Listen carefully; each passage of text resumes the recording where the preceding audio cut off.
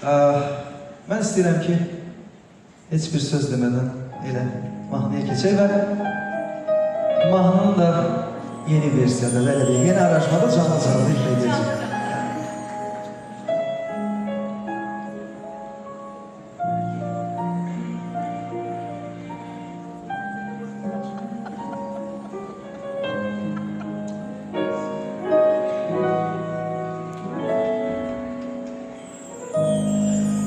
Ben seni geç tapdım, tezden yitirdim.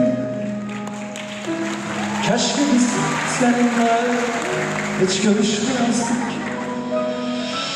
Ömrüme bir sevgi pay getirdi.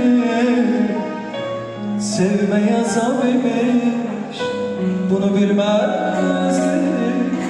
Ömrüme bir sevgi pay getirdi. Sevmeye azap imiş, bunu bilmezdim. Her günün karanlık gecesi var. Ömür dediğimiz buymuş derler. Bir gün görüşenler, bir gün ayrılar.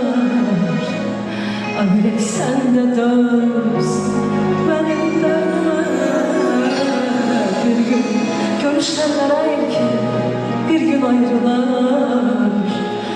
Ayrık sen de dönsün benim derdime.